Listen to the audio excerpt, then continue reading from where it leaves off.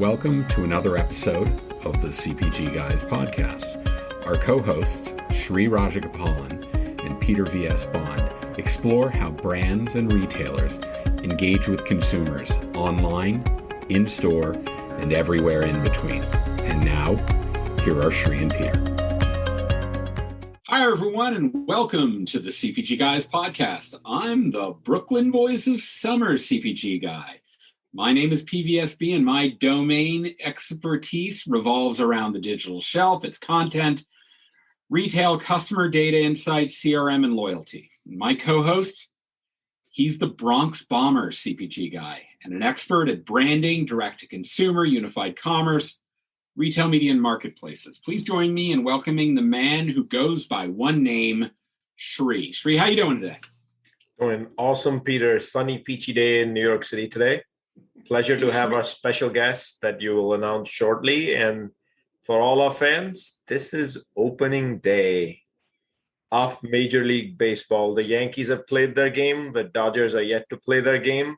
How the Yankees do? Before he takes a stab, talks about the Yankee results, I do want to remind our audience, if you heard our previous episode, we have a genuine MLB fan who actually thought last Wednesday was opening day and insisted not last Wednesday, Sunday. So whenever it was, that it was the opening day because it was the ESPN game of the week. A true MLB fan. All right. So what Sri is trying to disguise is the fact that as of this afternoon, the Yankees have been mathematically eliminated from the playoffs. So we're just going to put that aside and get to the conversation. Before we actually introduce our guest, I want to remind our audience that all of our content, we have some great series on profitability, women's leadership, where Sri and I were able to help contribute $8,000 to Susan G. Komen Foundation. We had a founder series in the first quarter of this year, an ongoing retailer series. It's all free, so no money, doesn't cost you anything. Just go to cpgguys.com and you can find it there. We have a lot of other content, including a list of our favorite podcasts. Sri, I'm going to update that because I found a couple more that I think are worthy of our list of superior podcasts. So I'll be updating that next week while I'm doing a little vacation. But in any event, I also want to remind you that our podcast is audience driven, and that means you give us feedback. We try to tailor our guests and our content to that. The best way you can share with us what you'd like to hear about and who you'd like us to have on the podcast, it's pretty simple. Go to ratethispodcast.com/CPG guys. Leave us a rating and review on the Apple platform. That'll be very helpful. So let's get on to the main event, Sri. Our guest today was introduced to us by previous guest, Andrea Lee at IdeoClick. Our guest spent 9 years working at one of, my favorite grocery retailers, the super regional out of Rochester, Wegmans. And then he went on to build the consumables and fresh business at, what's that Seattle-based company we talk about often? Oh, it's Amazon. Yeah, that's where he was. What about the name every now and then? I know. Rainforest and Brazil comes into the conversation. They're occasionally they're top of mind. But in any event, more recently, he serves as the CEO and managing partner of Consumer Equity Partners. That's actually one of the parent investors of IdeoClick, and where he actually serves as the chairman of that company.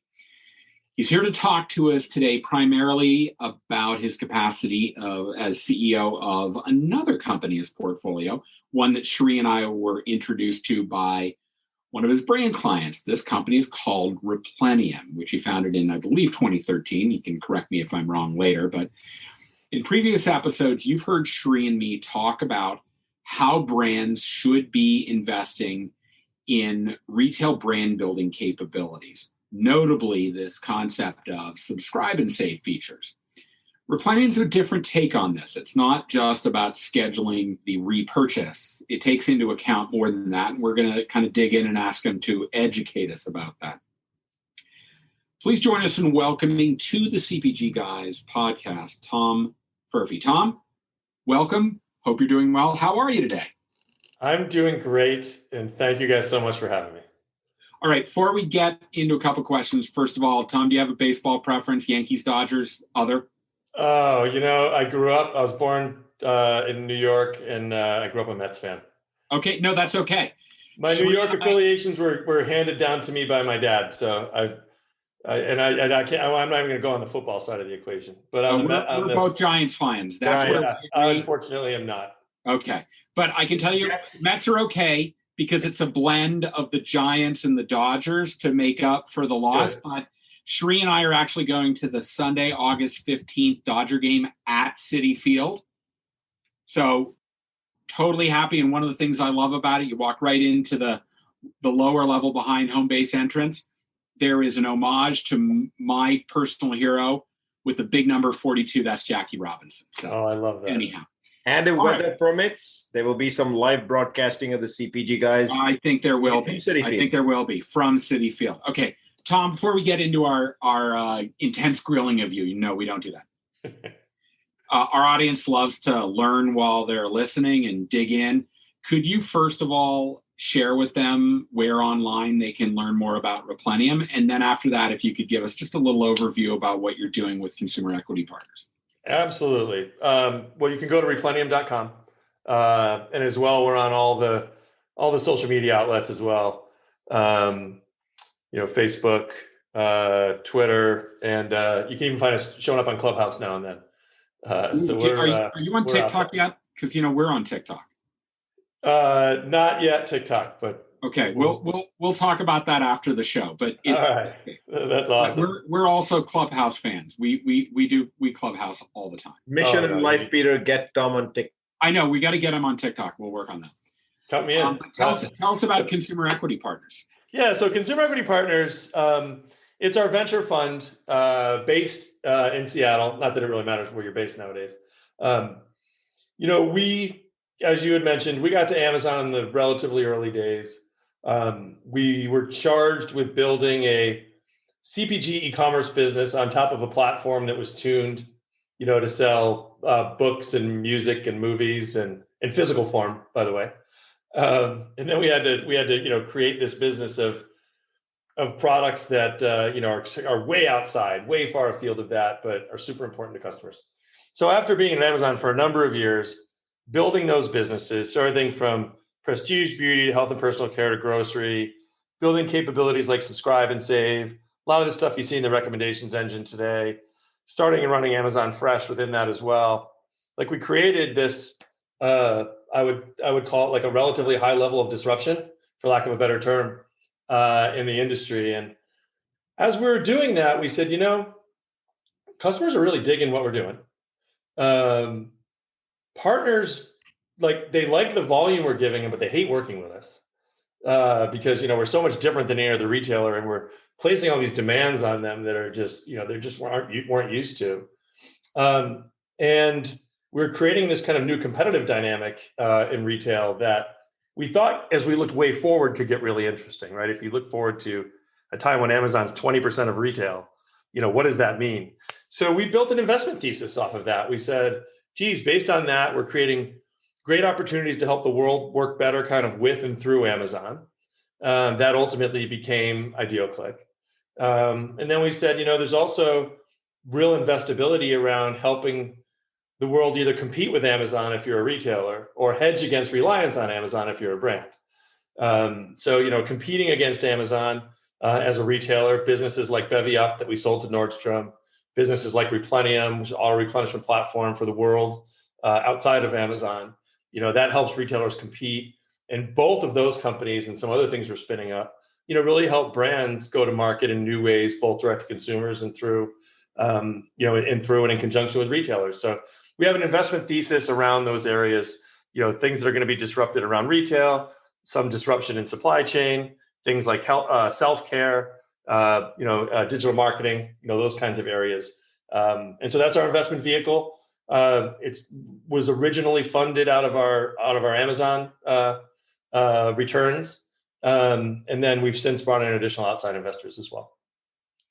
That is very helpful, Tom. Thank you for that. And also thank you for allowing us to dispense with the standard Amazon 6-page brief in preparation for this podcast. Shree and I we never get past page 2. It's just too frustrating for us. It's probably why we don't work at Amazon, but in any event.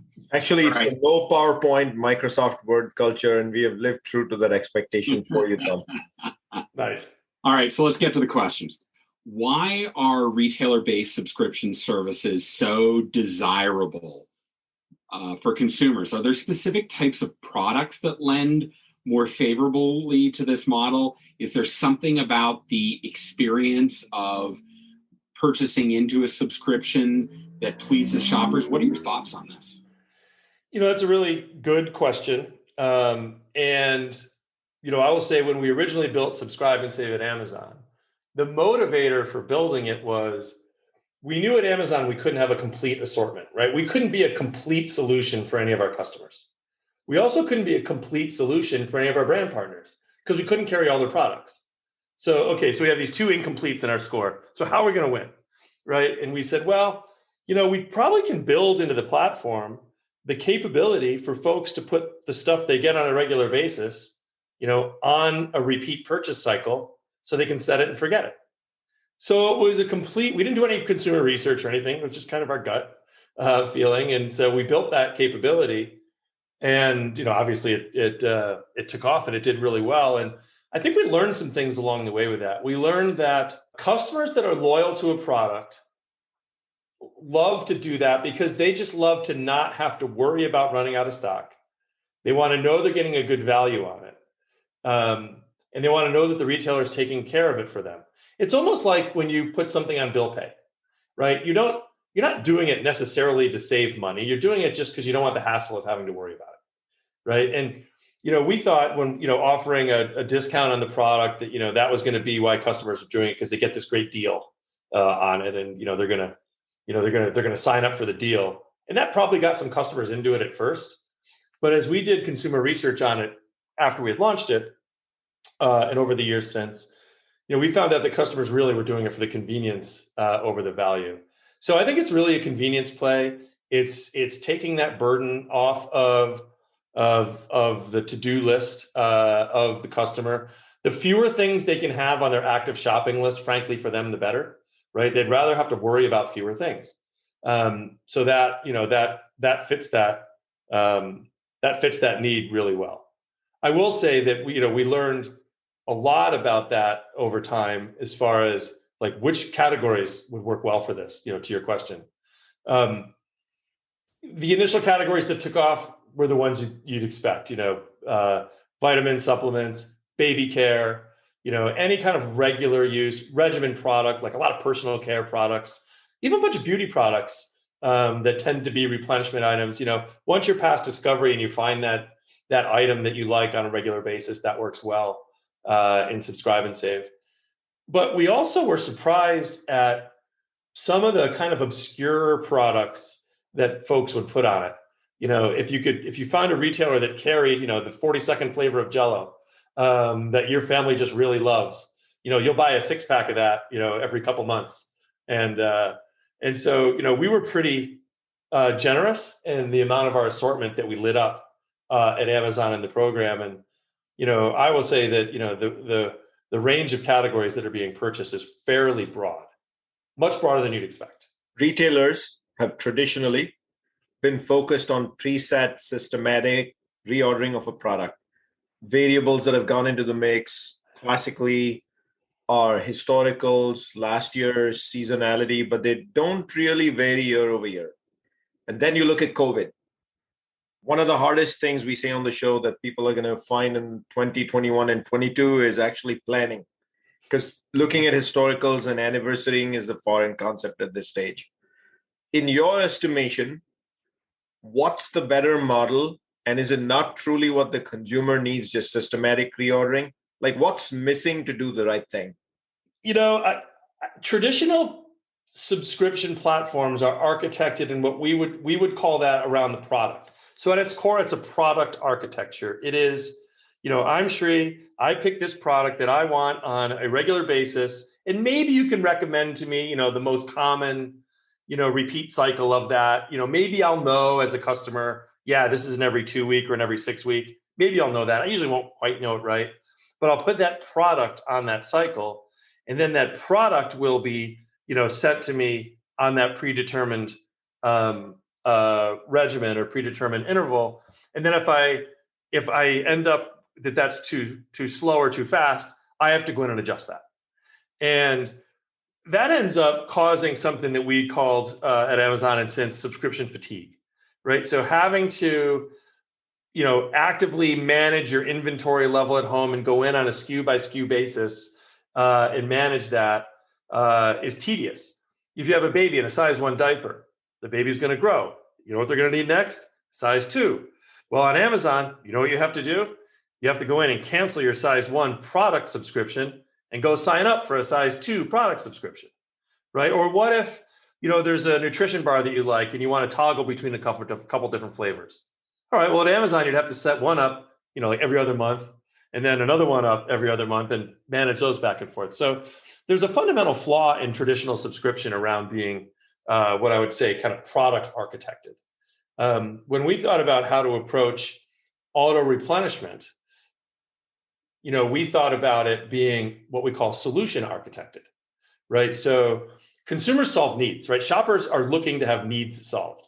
And as a mom, if I have a diapering need, and I pick the brand of diaper and the style of diaper within that brand that I like, I want to pick that and be good. And I want the system to at least suggest to me when it's time to switch to size 2, and be able to easily switch within that and have it just go from size 1 to size 2 to size 3. Or if I want to switch between flavors, right, be able to easily do that, or between scents of deodorant, I want to be able to do that. And this doesn't sound like necessarily all that exciting, but it's that the mundaneness of the repeat purchase, that can, one of those things that can lead to subscription fatigue, that when we think about auto replenishment and what that means versus subscription, that's a key differentiator. One of the key differences between the two,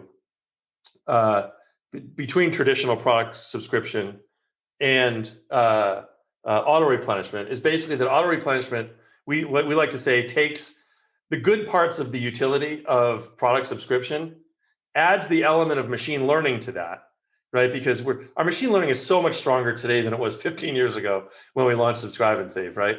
And we have a lot more data and we're a lot more sophisticated in how we can mine that data. So if we can inform, the platform and inform the customer's decision process with artificial intelligence, with machine learning, we could be a lot better at recommending replenishment intervals, like items to go with that. And then we give customers really good visibility tools and the ability to kind of, modify those replenishments over time.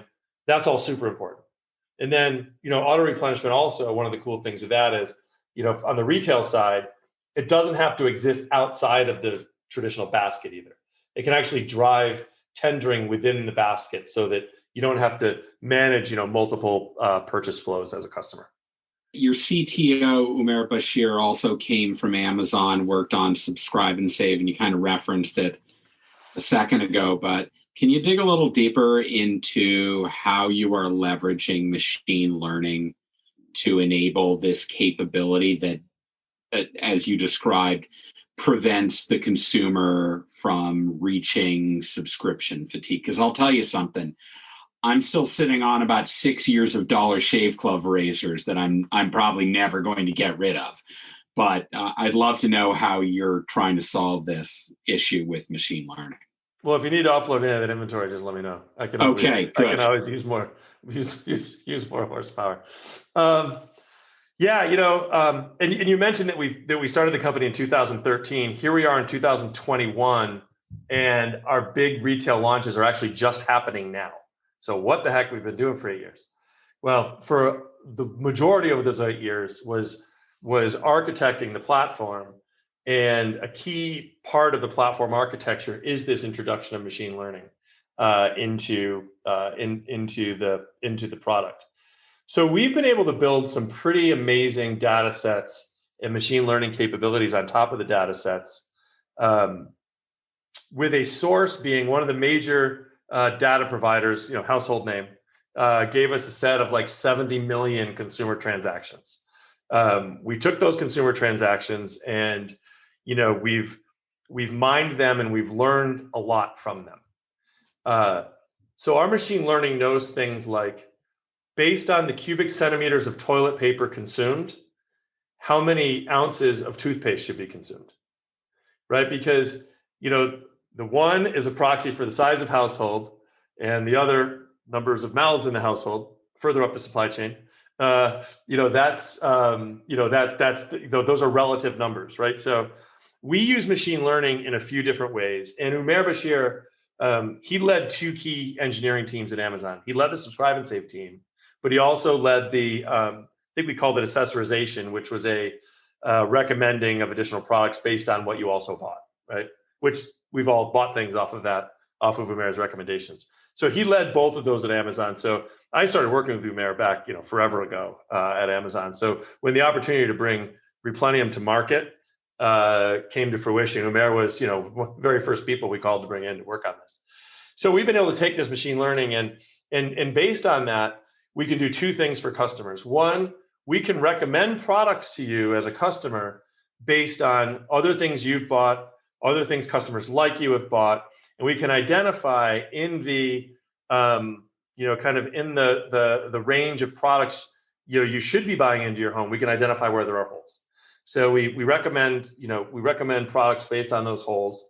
Then we can also take our machine learning and apply consumption machine learning to that and be able to recommend appropriate intervals based on your household.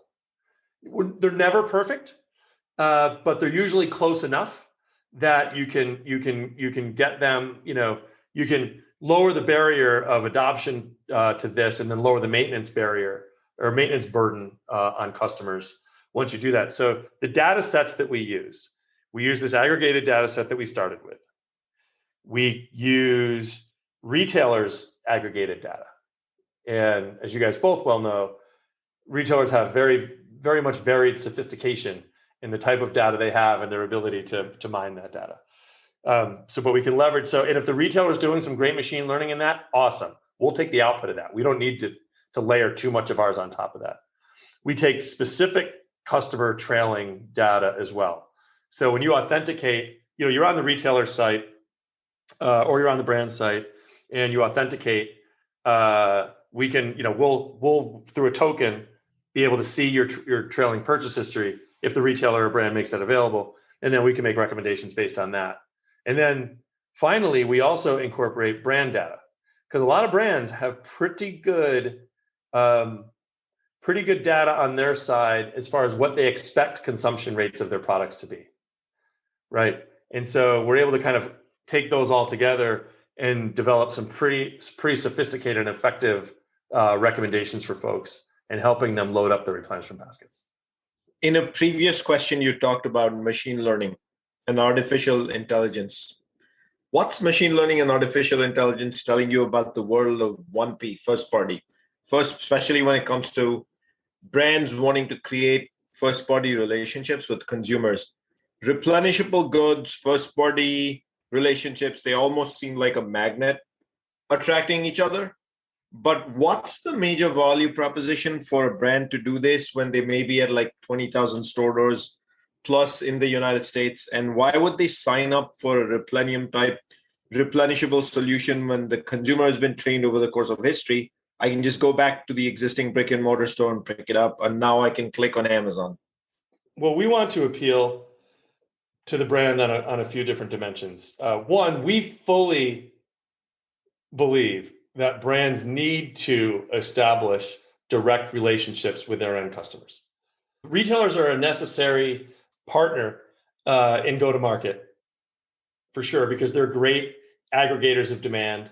They provide a good service for the end customer, provided they provide the service well. In theory, they should provide a really good service for the end customer. So there's value, to the customer and the retailer's participation in that.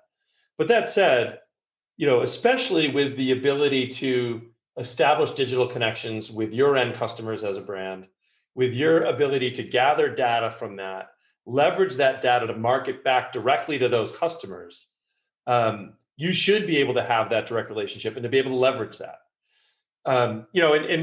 We see, and you guys know this well, I think most brands agree that they would like to do more of that,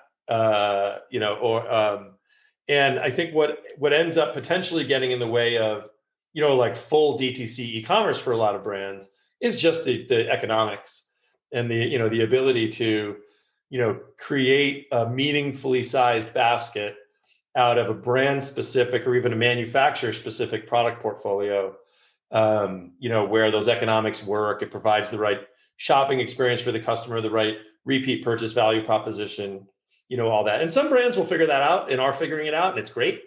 Other brands may never get there just because of the physics and the economics involved. What we really believe in is leverage the heck out of those digital connections, right? If you're a brand with an app, if you're a brand with a website, and you're getting customers in there engaging with your products, learning about them, and they're immersed in this information, give them a replenishment option there. So let them, if I'm a diaper brand and I have a new mom, and those sites have crazy traffic, right? Even if I'm a cereal brand and it's a new mom, trying to figure out either how to diaper my kids or how to feed my kids breakfast, why not leverage that interaction to say, hey, you can get on a regimen of this stuff and just set it and never have to worry about it. You can rotate through 4 different flavors of cereal. You can go on the diaper regimen, and we're going to move you through the sizes. You can engage in all that directly on the brand property. And then if you can handle that as a brand, you can service the DTC demand. If not, you can have that demand. And this is one of the cool things we enable at Replenium. We call it brand to retailer, where you can take that, do that discovery, set up the replenishment regimen, and then drop it down into your retailer replenishment basket.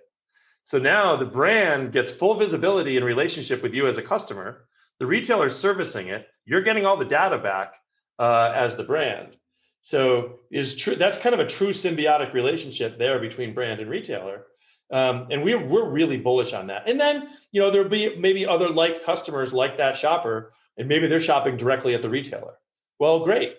Put your replenishment, affect your replenishments down there at the retailer, but let's share that data back with the manufacturer. So in turn, we can identify even more items to replenish, for that customer. So we think there's a real opportunity to break through and create some real new, deeper levels of partnering between brands and retailers with this. It's been my experience selling in SaaS solutions, in particular into entities, that one of, if not the biggest obstacle, is implementation, getting the resources, deploying the resources, having them prepared to do it.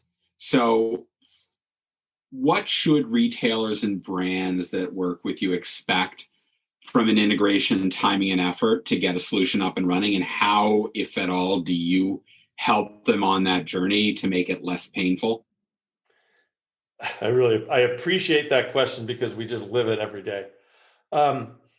On the brand side, we've done a really good job. We have a very simple SDK that the brand can, basically program against, drop it into their site, and it's experienced it as long as they have commerce on their site, or as long as they don't even need commerce, as long as they display some semblance of a PDP, as long as they have that, and we can put a replenish widget near a product, then that's pretty easy to do.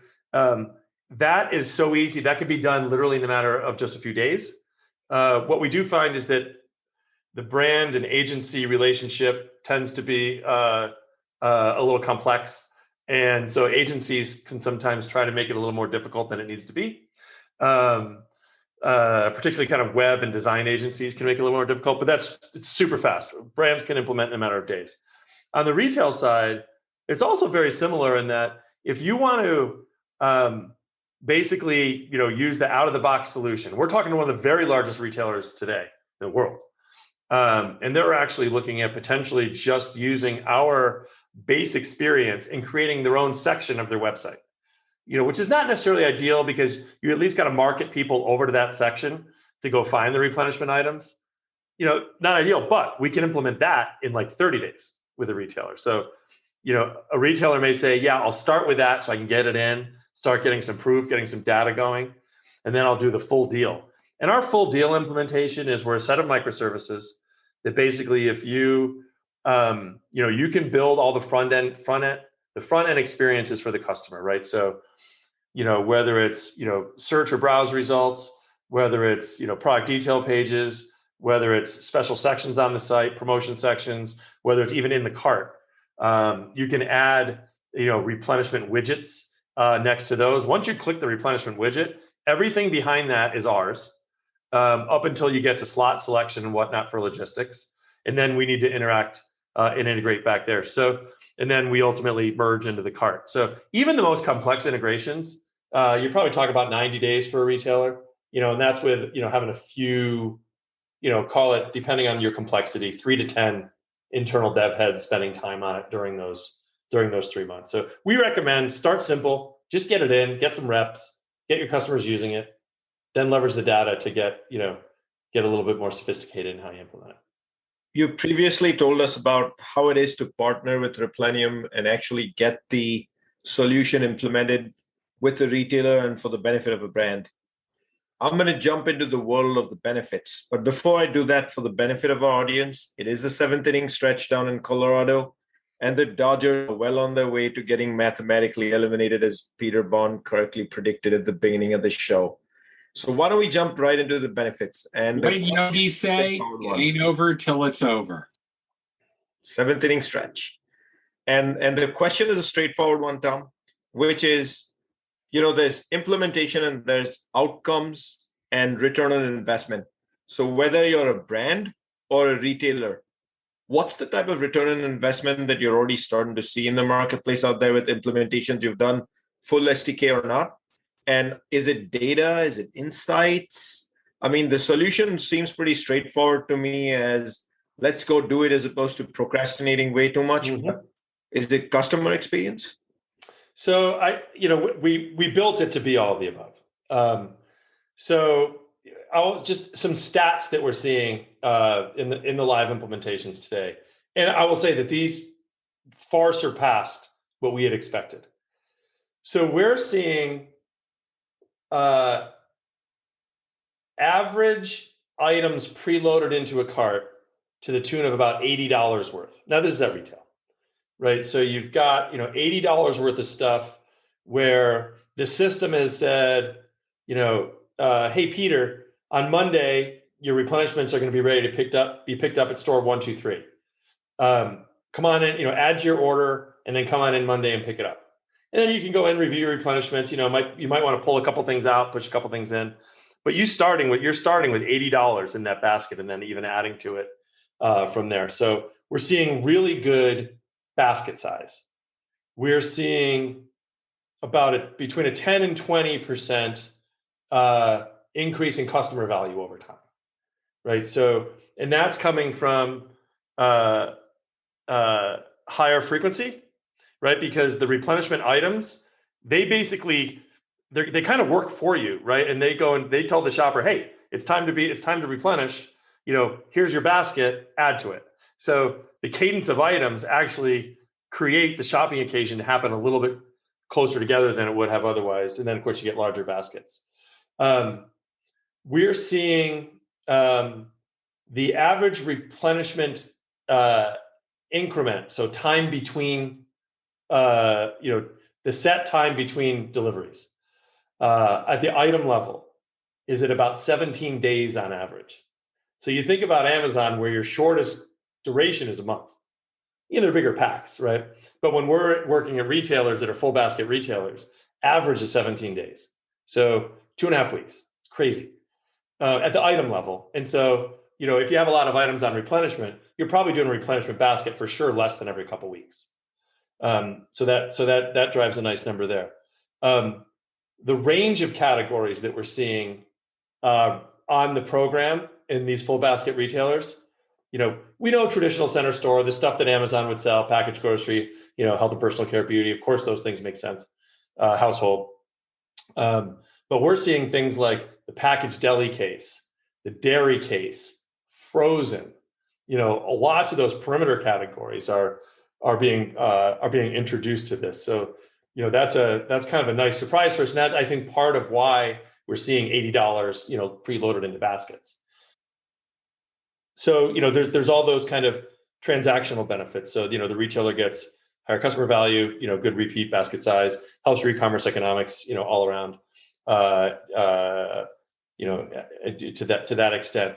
For the brands, they get all the data from these transactions.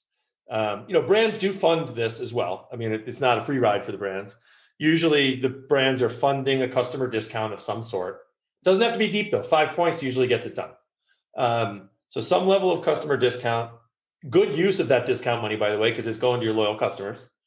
And then usually some capability fee, a few points to administer the program. But it's less costly than administering a coupon or most any other fee for a retailer program. And in return for that, the brands get access to these customers. They get kind of locked in loyalty to their brands from their loyal customers. So something that they have to continually fight for.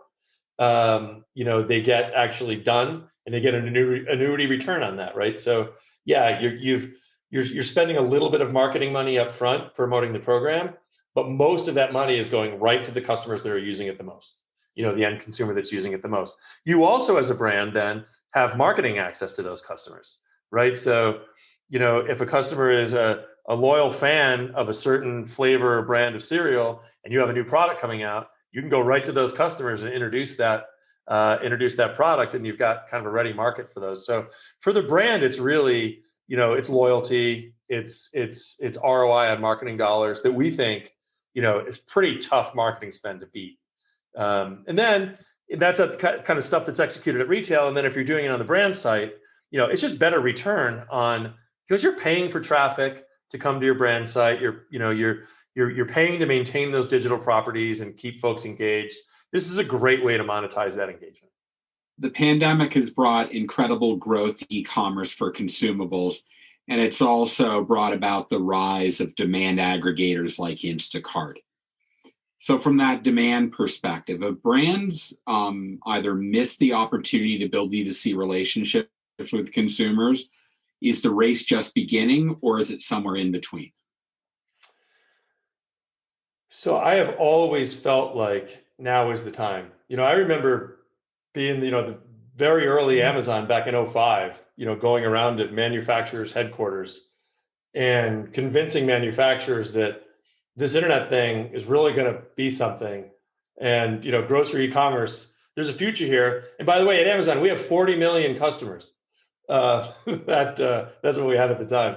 That we think we can sell this to. And I know you've all had a tough experience with Webvan and others before, but we're really going to help you guys get back, directly in connection with your customers. And we can bypass all that traditional friction that, retailers tend to throw up to get in the way. So, I felt like then was the time, and we're 16 years later now. And I still feel like now is the time. I think brands have certainly done a lot toward that. I don't think they've missed the bus. I think that, yes, for sure, during the pandemic, I think that the retail side, including the demand aggregators, moved several years forward in their growth cycle. To some degree, that's really good because now all these platforms are a lot more valuable to the brands, right? When Instacart was nascent, it wasn't necessarily that valuable of a platform for the brands. When Kroger's platform was nascent, it itself wasn't that valuable for the brands. Any retailer, Albertsons, Walmart, everybody. Heck, even Amazon, when it was early, wasn't really that valuable to the brand. But we've seen, the retailers have really served to wake up the customers to the importance of this digital connection. And so I think that brands are at a really good spot now that, if they're creating their DTC strategies where I'm going to engage directly on my properties, if I want to push these consumer-facing platforms, to best align with my objectives, I think everybody stands to win in that, right? I think a well-aligned retail platform that serves its customers well, that brands are participating in that messaging, in that value that's delivered to customers, and we can share data back and forth through that. Maybe that's still utopian. To me, it doesn't feel that utopian, and it feels like we're kind of right there now. So I don't think anybody's missed the boat at all yet, but I do think the rest of 21 and 22 is going to be a significant time of transition and kind of like land grab in this area. Now I'm going to go to a question that I've waited in this interview to ask one of the originators of groceries delivery at Amazon and grocery shopping at Amazon. And that is, in the recent past, Peter and I have observed 11 Amazon Fresh grocery stores have popped up. Brick and mortar, as brick and mortar as the definition of brick and mortar has been done over a century. Is that the future of Amazon grocery? We'd love your prediction and your rank punditry on this. So, it sounds cliche, and you hear Brian Olsavsky, Amazon CFO, or you hear Jeff B, or you'll hear Amazon executives always talking about, right? We focus on the customer and we innovate on their behalf. And that's exactly what they're doing in this space, right? They want to solve as many of their customer needs as well as they can. The grocery and food shopping needs of their customers is a very important, not problem or challenge, but a very important element of their daily lives. We started with base packaged grocery to the best we could do it within the platform. We then added subscribe and save to help a little more.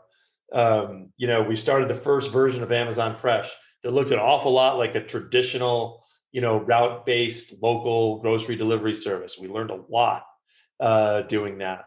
You saw some iterations of that with pickup. You saw that evolve to Prime Now. You saw Amazon acquire Whole Foods back a handful of years ago now. And I think each time they've made these different moves, it's not as a result of the prior move failing. It's a result of the prior move, not quite getting it all the way done. And I think, that they learned a lot with the Whole Foods acquisition. They're not a company to just take on an asset like that and not do anything with it. So they've been actively learning from that. I think that they've learned through their efforts in Fresh, that, a store-based environment or a hyper-local environment for a grocery shopping experience and or utility is important, right? So at a minimum, having that inventory really close to customers to distribute to them is important. And if that's in the form of a store, in that store can provide an effective solution for some portion of their needs, then I think that's important for them to do. So, they have a lot of Prime customers. They're looking to serve their Prime customers in many ways.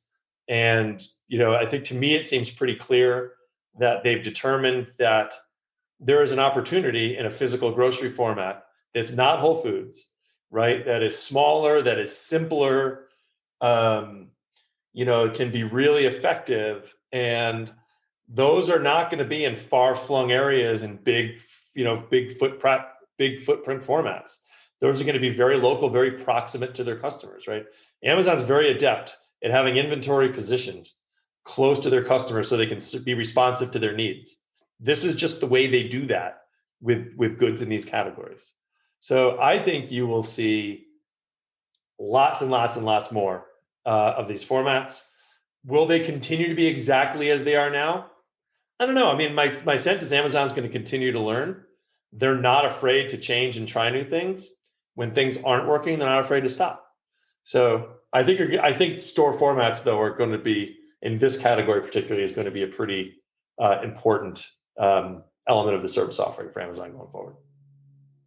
Inventory proximate to their customers. What a great reason to buy one of the front store non-pharmacy businesses of two major national retailers that come to mind. Anyhow, that's just my 1/50th of a dollar. I want to remind our audience that all of our content is available to you. It doesn't cost you a dime. Just go to cpgguys.com. And we'd also love you to follow us on LinkedIn. If you're on LinkedIn, and I hope you are, because we're kind of a B2B podcast, just go on to LinkedIn and enter in the CPG Guys or CPG Guys. You'll find us there. Click follow. Reason, we publish a lot of content, and a lot of content that we think you'll find interesting. Links to our podcast, articles that we publish we think are interesting. All of our announcements are there. Follow it. It's pretty useful. We'd love to have you I think by the time this airs, we'll have already passed 5,000 followers of our LinkedIn page, and we are very grateful for that. So we're going to put a link in the liner notes of that podcast. Just using the term liner notes dates me. But we're going to put in a link to Replenium and also Tom's LinkedIn profile so you can find out more about him. Tom, thank you so much for joining us and having this conversation. It was really enlightening to me. Sri already knows all this stuff, but I'm sure he learned one or two things himself. But thank you both for having me. Hey, Sri, I think you may be right about the Dodgers not winning the day today. You know what? I'll rescind my mathematical elimination of the Yankees if you reach detente with me as well, and we'll live to fight another day. But thank you for history in the making. Mr. Bond rescinded a word called mathematical elimination of the Yankees. That's because, why don't we update the audience? The score is 4-8 after 7. Tom, we can't thank you enough for joining us. My pleasure. All right, everyone. Thank you. And we look forward to having you join us for the next episode of the CPG Guys. Bye.